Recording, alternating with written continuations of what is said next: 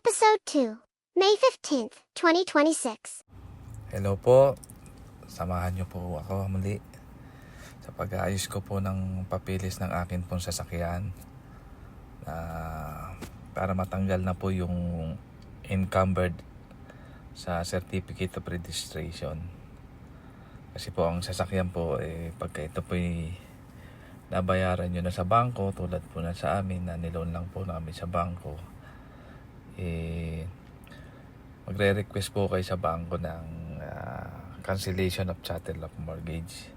Bibigyan po nila kayo ng mga kopya na ano po ang gagamitin nyo po sa pagtanggal ng chattel mortgage.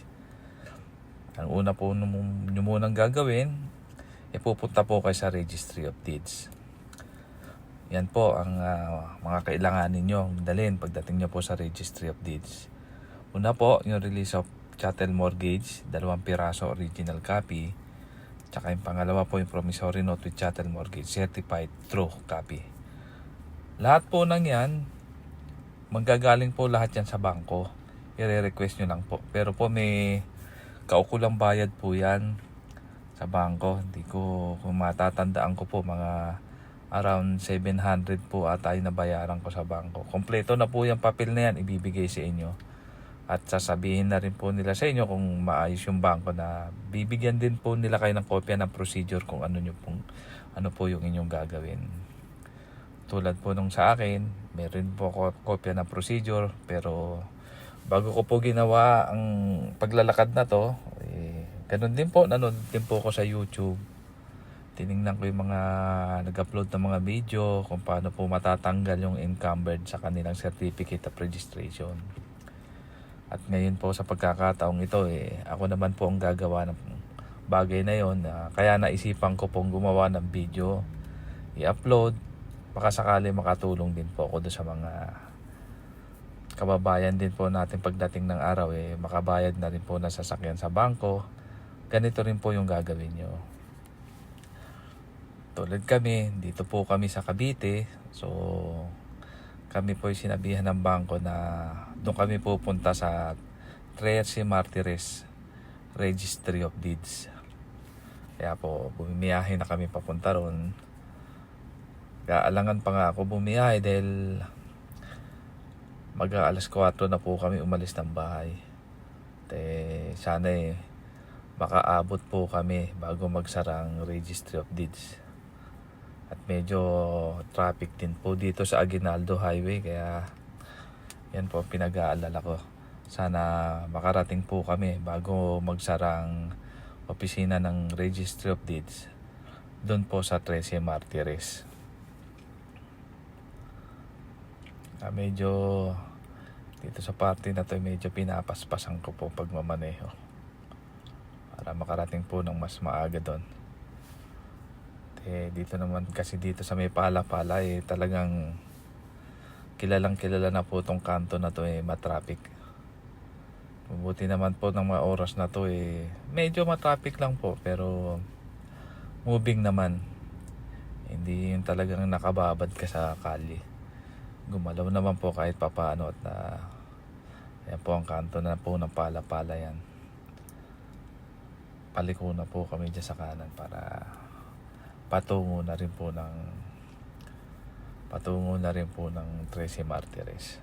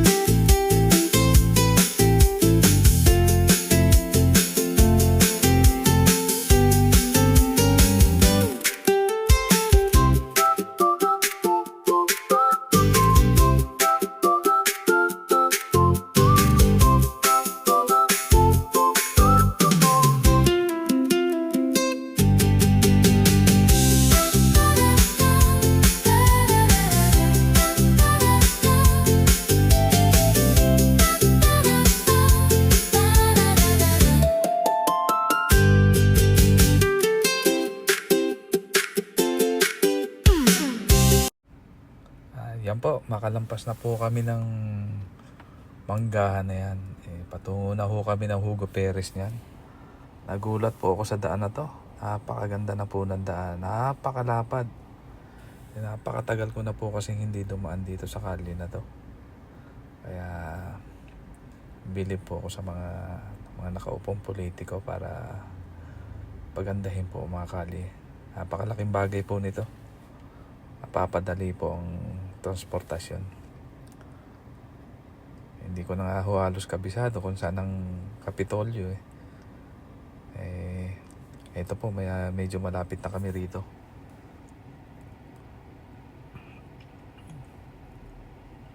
Medyo nagkamali pa nga po kami ng punta. At kami napapunta pa po dito sa kami napapunta sa 13 Municipal Hall. Hindi po pala dyan kami. Dapat doon po kami sa Cavite Provincial Hall po na nandun pa po sa kabila. Ito po, alanganin na po oras namin dito. Kaya medyo nag-iisip na ho ako, baka hindi na kami umabot. Tanong-tanong pa po ako kasi dyan. At napakababait naman po ng mga enforcer na nandito sa paligid po ng 13. Yan, di po, nagtanong po kami dito sa mabait na enforcer na ito. Naituro po kami sa tamang daan. Kaso naman po, nung binabaybay na po namin papunta dito sa provincial, ayan po yung lumang Kapitolyo. Hinahanap-hanap ko pa po ang Registry of Deeds. Napuntahan na naman ho kaming isang lumang building dyan.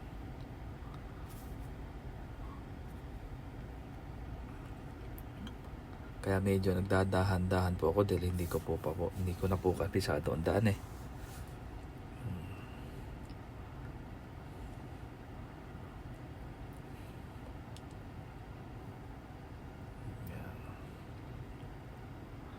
Yan, napapakaliwa pa ako dito sa building na to. At nakapagtanong pa po ako sa gwardiya.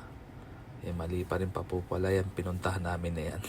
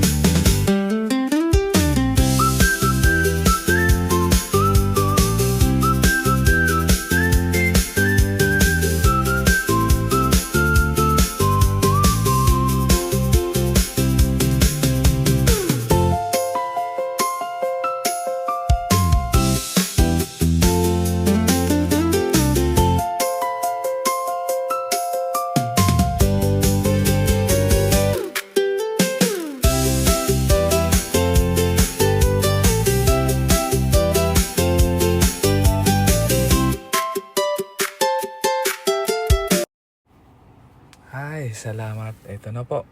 Papasok na po kami sa Registry of Deeds. Doon po pala sa bandang dulo pa yung building. At sinuwerte-swerte rin po kami kahit papano umabot po kami bago ang cut-off. Yan po, pumipill up na po ako ng form para doon sa request ko po ng cancellation of mortgage sa Registry of Deeds. May papaserox din po kay papaserox nyo rin po yung dalawang dala nyo at mag-aantay po kayong tawagin ng numero nyo at doon nyo po ipapasa yung papeles nyo. Mag-aantay po kayo ng ilang sandali bago tawagin po muli kayo ng assessor. Yan po ang loob ng Register of Deed ng 13 Martires. Yan, ito po, uwi na po kami. Nakuha na po namin ang aming papel. At sa sobrang swerte po hindi na po namin babalikan ng papeles. At tinapos na rin po nila. Kasi po napapanood ko dati, tatatakan daw po muna ng Register of Deeds at babalikan nyo para kunin yung kopya. Sa amin po, isang puntahan lang po. Ayan po, may kadiwa ng Pangulo din po dyan, pero hindi po masyado marami ang mabibili. So, naglalakad na po kami pabalik po sa aming sasakyan at para na po makauwi kami sa aming tahanan.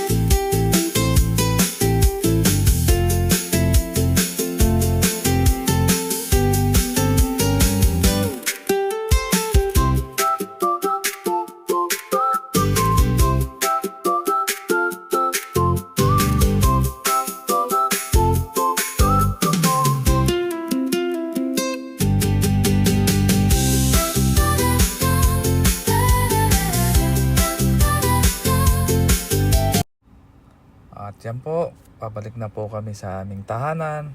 Tapos na po kami sa Register of Deeds. Abangan nyo po yung susunod ko pong video para naman po sa proseso sa LTO. Ano po yung mga gagawin. Marami pong salamat sa inyong lahat.